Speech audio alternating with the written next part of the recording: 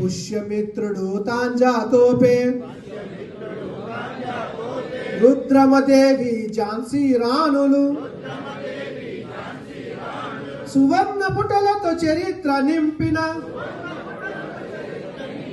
భారతి బిడ్డల వారనవోయ్ వారంతా నా వారనవోయ్ మనదేనోయ్ భారతదేశం భారతదేశం మనదేనోయ్. పరిస్థితి ఏ రకంగా ఉంది అని అంటే పిల్లల దగ్గర నుంచి పెద్దల దాకా కూడా పూర్తిగా వాతావరణం మారిపోయింది, కలుషితం అయిపోయింది.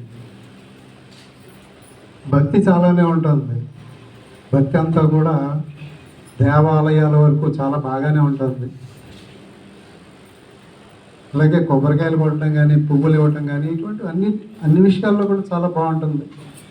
అలాగే పెద్దలు ఏదైనా ఉపన్యాసం చెప్పినప్పుడు కూడా అక్కడికి అనేక వేల మందిగా వచ్చి మన హిందూ ధర్మంలో ఆధ్యాత్మిక శోభని వెలువరిసేలా చేస్తారు.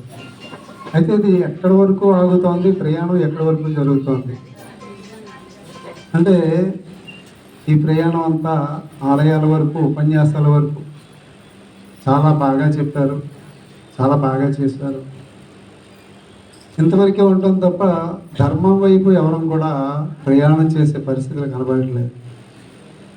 ధర్మాన్ని ఏ రకంగా పట్టుకోవాలో తెలియట్లేదు. ఇప్పుడు రాఘవరావు గారు కానీ, స్వామి రాజేష్ గారు కానీ చెప్పినటువంటి విషయాలు హిందువుని హిందువుగా మార్చడం అనేది ఈరోజు చాలా కష్టమైపోతుంది. ఎందుకంటే సెక్యులర్ హిందువులు ఎక్కువైపోయాం మనం.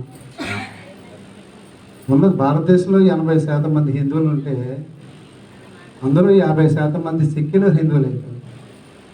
ఈ సెక్యులర్ హిందువుల పని ఏంటి అని అంటే పక్కన ఏదైనా జరుగుతుంది, హిందువుల మీద దౌర్జన్యం జరుగుతుంది అని అంటే మనకెందుకు, పక్కన ఇంకా చూడటానికి చాలామంది ఉన్నారు, వాళ్ళు చూసుకుంటారు.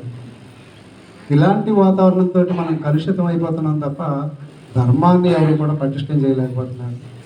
ఉన్న 30% మంది ఎప్పుడైతే ఇందులో గట్టిగా అడుగుతూ కానీ, యుద్ధం చేస్తూ కానీ, ఏదైతే మత మార్పిడులు జరుగుతున్నాయో వాటి మీద ఆ పాస్టర్లు ఎవరైతే ఉన్నారో వాళ్ళు గట్టిగా అడిగితే ముందు మన వాళ్ళే వస్తారు. పోనీ వాళ్ళకి మన గొడవ ఎందుకు, మన ఇంట్లో దొంగతనం చేయట్లేదు, ఇంకోటి లేదు, వాళ్ళ మతం వాళ్ళు ప్రచారం చేసుకుంటున్నారు. కాదు, మన ఇంట్లో ఆడవారిని ప్రలోభం చేస్తున్నారు బాగా.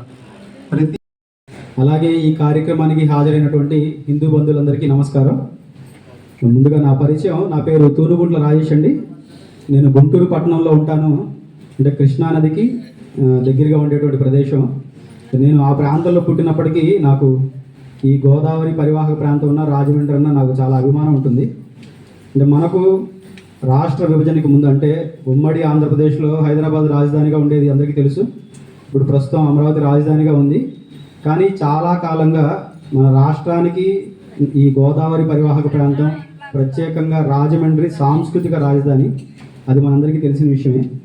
ద్వారా శ్రీ వెలగపూడి ప్రకాశరావు గారి ఆధ్వర్యంలో, అంటే మారుమూల దేవాలయాల్లో విగ్రహాలు కావాలన్నా కానీ, లేక అక్కడ భజన సామాగ్రి కావాలన్నా, లేక మైక్ సెట్ కావాలన్నా కూడా వారు ఉచితంగా అందజేయడం జరుగుతుంది. మాకు మేము వెళ్ళి అక్కడ చూసి ఆ పరిస్థితి చక్కగా చెయ్యాలి అనే అవసరం ఉంది. ఇక్కడ చుట్టుప్రక్కల ప్రాంతం వారు ఈ హిందుత్వ భావజాలానికి దూరంగా ఉన్నారు కాబట్టి ఈ హిందుత్వ భావం యొక్క ప్రేరణ కలగాలి ఈ యొక్క ప్రదేశంలో అని చెప్పినట్టయితే వారు మా మాట మీద మన్నించి ఆ యొక్క పరికరాలు అందజేస్తున్నారు. ఆ విధంగా ఎన్ని అందజేశారు, ఏ ఊర్లలో అందజేశారనే యొక్క వివరాలు సమగ్రంగా శ్రీ తూనుగుంట్ల రాజేష్ గారు, జాతీయ ప్రధాన కార్యదర్శి, వారు వివరిస్తారు.